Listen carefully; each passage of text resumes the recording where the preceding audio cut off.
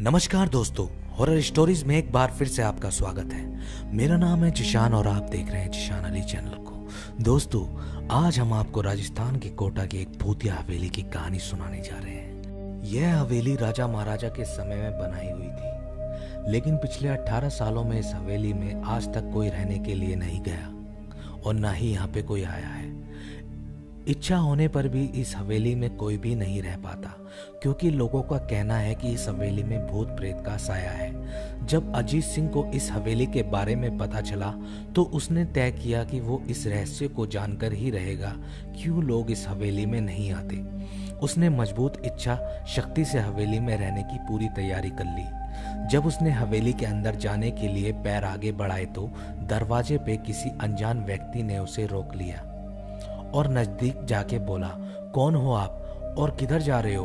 अजीत ने जवाब देने की बजाय उसके सामने सवाल किया, जी आप कौन हो? मेरा नाम अर्जुन सिंह है और मैं यहीं पास में रहता हूँ। अजीत सिंह ने कहा, ओह अच्छा, मैंने सुना है कि यह एक भूतिया हवेली है और यहाँ कोई नहीं रह पाता, इसलिए मैं इस हवेली में एक दिन रुकने के लिए आया हूँ। अर्जुन सिंह ने कहा, जी हाँ, आपने सुना ही होगा और आप भी अंदर मत जाइए।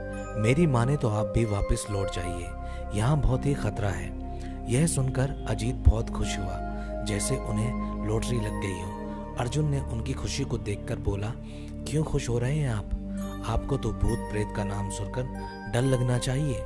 शायद आपको नहीं पता होगा कि मैं भूत प्रेत में काफी दिलचस्पी रखता हूँ। अगर इस हवेली में भूत है तो मैं अंदर जाऊंगा और देखूंगा, सारी सच्चाई का पता करूंगा। इतना कहकर अजीत सिंह उस हवेली में चले गए। अंदर जाने के बाद अजीत ने अपनी बैग को साइड में रखा, हवेली के चारों ओर देखने लगा। सारे रूम भी चेक कर लिए। बाद में ड्राइंग रूम में आके सोफे पर बैठ गया। उसने वहां बैठकर दारू के 2-4 पैक पिए। वहीं अचानक उस रूम में लाइट का एक बल्ब चालू और बंद होने लगा, लेकिन अजीत ने इस पर कोई भी ध्यान नहीं दिया। थोड़ी देर बाद दूसरा बल्ब भी चालू और बंद होने लगा, इस पर भी उसने कोई ध्यान नहीं दिया। यह सब देखकर अजीत अपनी जगह पर खड़े हो गया और संपूर्ण सचेत हो गया।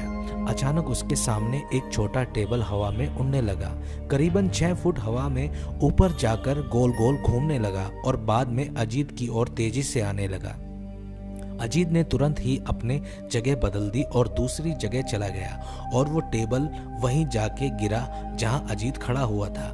अजीत कुछ समझ नहीं पा रहा था, उतने में सोफे की शीट उसकी ओर आने लगी। वो जल्द खड़ा हो गया और छलांग लगा के दूसरी ओर कूद गया, जिसके कारण सोफा दीवार को टकरा गया। अचानक सब कुछ शांत हो गया। अजीत ने चारों ओर सतर्कता से देखा, बड़ी आवाज में बोला, तुम जो भी हो सामने आकर बात करो। वहीं एक बड़ी परछाई उसके सामने आई। अजीत ने उस परछाई को देखकर बोला, कौन हो तुम और मुझे क्यों मारना चाहती हो?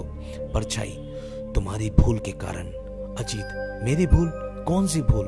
परछाई, इस हवेली में आने की भूल। मैं किसी को भी इस हवेली में खुश नहीं देख सकता। अजीत, लेकिन ऐसा क्यों? वो पीछे से जवाब देता है, आज से 18 साल पहले इस हवेली के मालिक ने मुझे यहीं पर मार डाला था। मेरी कोई गलती भी नहीं थी। इस कारण की वजह से मेरी आत्मा इस हवेली में भटकती रहती है। मैं किसी को भी इस हवेली में नहीं रहने दूंगा, क्योंकि इस हवेली में मेरा खून हुआ है। इस हवेली में जो भी रहने के लिए आएगा उसकी भी मौत हो जाएगी। अजीत ने कहा, मैं तुम्हें अपने असली रूप में देखना चाहता हूँ। तुम्हें मारने से पहले मैं तेरी यह अवश्य इच्छा पूरी करूंगा। वो भूत बोला और उसने एक भयानक रूप ले लिया। उसका चेहरा इतना भयानक था कि अजीत भी एक क्षण के लिए डर गया, लेकिन दूसरी क्षण ही अजीत ने उस पर काबू पा लिया। बाद में इसने अपनी जेब में सफेद पाउडर निकाला और उस भूत के ऊपर फेंक दिया। वो बहुत जोर जोर से चिल्लाने लगा और बाद में पूरी तरह जलकर राख हो गया। अर्जुन ने अजीत से पूछा, तुम कैसे जिंदा हो? जब अजीत वहां से बाहर आया, अर्जुन को कल रात की सारी घटना उसने बताई और बोला, अब ये हवेली भूतिया नहीं रही, क्योंकि अब वो भूत यहाँ से जा चुका है। दोस्तों, आज की कहानी आपको कैसी लगी हमें कमेंट कर जरूर बताएं और ऐसी ही सच्ची डरावनी कहानियां सुनने के लिए हमारे इस चैनल को सब्सक्राइब जरूर करें। धन्यवाद। शुभ रात्रि।